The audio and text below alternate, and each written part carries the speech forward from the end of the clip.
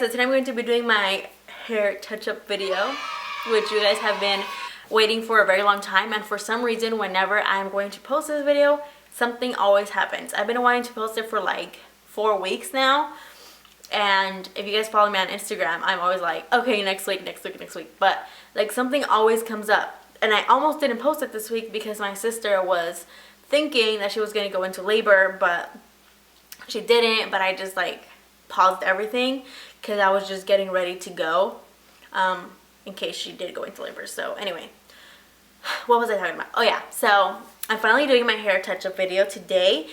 Now, I have plenty of other red hair touch-up videos here on my channel, and I have the demos up, and normally I just show you guys, okay, here's what I do. But with that comes a lot of unanswered questions, like why do I do that? How often do I do that? And stuff like that. So today I want to answer all of those questions that came up in older videos that I didn't answer. I still do the same thing, only this time it's only on half of my hair because, you know, I have the ombre and not the full red. But I'm going to link those down below because this video is going to be a lot of talking, because I want to answer all those questions that I didn't answer in those past videos. Does that make sense? I hope it does. Okay. So first things first is I have red ombre hair. I think I'm starting to lose my voice. This is really bad. I have red ombre hair, which, you know, means that my roots are natural and the red is only pretty much on like half or 4 inches from my roots. So it starts about there, you know, and then fades into the red.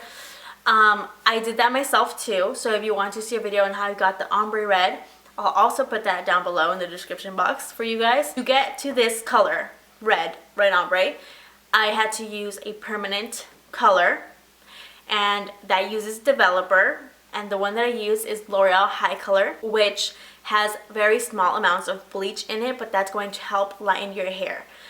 Now when I do my hair, I don't use that anymore because my hair is already lightened at the level where I want it to be. Okay, that might sound really confusing, but basically you only need to use the L'Oreal High Color to get the initial color. If you wanted it to get brighter from here, then you could use the permanent one again. But if you like the brightness or level where it's at, you don't have to use that anymore because you're only going to cause unnecessary damage. So now what I use is the ion colors, which are semi-permanent colors. Semi-permanent colors don't need developer. They're not going to damage your hair as bad as a permanent color that uses developer, because what developers do is they kind of like open your hair, let's just say that, right, for color to be pulled out and then deposited in. Does that make sense?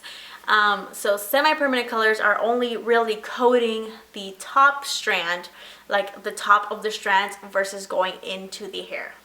And I hope that's making sense, but that's the way that I understand it in my head. It might be like completely off, but that's how I visualize it in my head, and you know, so far that's the theory that helps me when I do my hair, and it's worked so far.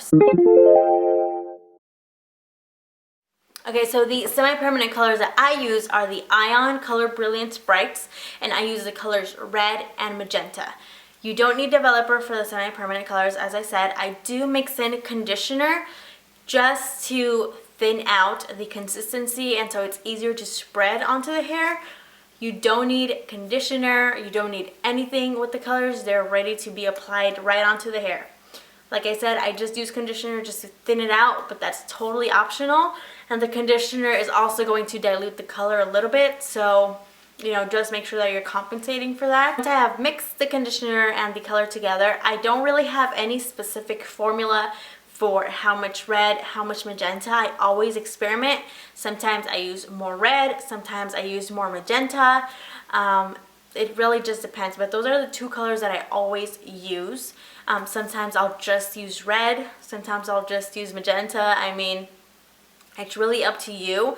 And the good thing about that is that, you know, it'll wash out. So if you don't like it that time, then, you know, eventually it's going to fade and you could try a different ratio, a different combination. And the reason that I like the Ion versus the Manic Panic is because Manic Panic, I feel like, really clings onto your hair, and I'm never able to wash it out completely. The Ion ones, obviously, like if you have blonde hair and you go red, like it's never going to be like a clean, you know, blonde, but I feel like it fades out a lot more than the Manic Panic does, and it lets you have like a clean, you know, slate relative. So that's why I like the Ion ones. I am going to try the Manic Panic ones again, just for, you know, you guys, just to do like a comparison and a review, but my preference is Ion. So once you have your ratio, you know, mixed in of the red and magenta, I apply it to my hair to dry, clean hair.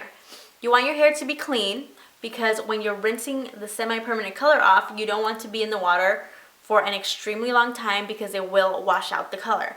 So you want to be in there as minimal amount as possible, and that's why you want to have clean hair, because you don't want to have to wash it and shampoo away the color. So when I rinse it off, I only use conditioner, not shampoo. I just use shampoo until my next wash, which is probably like, you know, 3 days later and so forth. But that's really all I do. I leave it on for an hour, I rinse it out with conditioner, and that's it, you're done. That I guess, how often do I do this, you know, process? And I have to say, like, I don't do it as often as I used to, because now I refresh my hair, and we'll get to that in a second. So I really just do it like every 8 weeks or so, and the reason that I'm able to keep it up that long is because I do refresh my hair.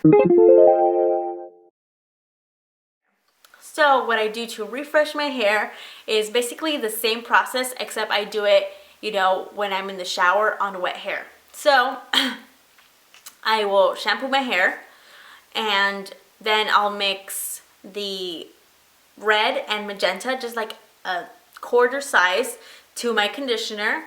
I'll put it into my hair and leave it in, and then, you know, shave or whatever else you have to do, and then rinse it out in as cold water as you could stand, or lukewarm water. You know, just make sure that it's a little bit colder than hot water. So and that's how I refresh my hair. It's the exact same process, except you're doing it in the shower in wet hair. So then the next question would be, how often do I refresh my hair? And that depends. I do it pretty much every time I'm in the shower now, or every other time. And I don't wash my hair every day. I wash it every 3 days. A disclaimer is, I am not a hair professional, so, you know, you are taking this advice at your own risk, really. I could only share with you guys what I have done to myself that has worked. And if you are in a similar situation, you know, you could use those tips. But really, I would recommend to go to a hair professional if you could afford it. I don't really have, you know, I'm not like rolling in money to be going to a hair professional every single time. It does cost money. I got, you know, an estimate. Is that what it's called? I got a quote for how to do my ombre red, and it was $150, and I did it on myself, and I actually loved the way that it turned out for less than $20. So going to a hair professional is always going to be the best option, because they do use professional quality products. They are, you know, obviously trained in this. They're not going to burn your hair off, hopefully. And yeah, but anyway, that's all I could say. I'm not a hair professional, and you're better off going to a hair professional, but if you can't afford it, then here's what I did. Put on some gloves because red hair color is messy. The color that I use are the Ion Color Brilliance Brights in red and magenta. Then you want to grab your tinting bowl and pour in the colors. And of course, we talked about the ratios earlier. You could do anything you want. You could do half red, half magenta, or more red than magenta, or just red, or just magenta. This is your experimenting time, and go crazy. This is what your consistency should look like right now. Then I'm going to add some conditioner just to thin it out, and so it spreads more evenly on the hair. You want to mix it all together until it is nice and smooth. Before you start adding your color, make sure that you brush out your hair just so that it's easy to part while you're applying the color to these small sections. Then you want to section your hair. I only section it in 2 parts, the front and the back, just because I have short hair, so it's really easy to work with. But if you have longer hair, you may want to do more sections. I like to start working on the front, and I just put all my hair to one side and start applying the color in really thin sections, about 1-inch sections. And you want to apply the color from the bottom and start feathering it upwards. Once you get to about halfway, you could also use your fingers just to make it fade more evenly, and so there are no harsh lines. So once you're done coloring that section, you could go ahead and remove the clip and part another thin section. You could use the end of your brush or a comb and just go ahead and re-clip that hair so that it's not sliding all over your face. And you could go as far up with the color as you want because it won't penetrate into your dark hair, so you don't have to worry too much about going too far up or not covering just the red portions. You know, it's okay to overlap because it really won't penetrate into dark hair. Wow, that was very confusing, but I hope I got my point across. Then you just want to, like I said, just repeat the same steps, starting at the bottom of the hair section and then feathering it up.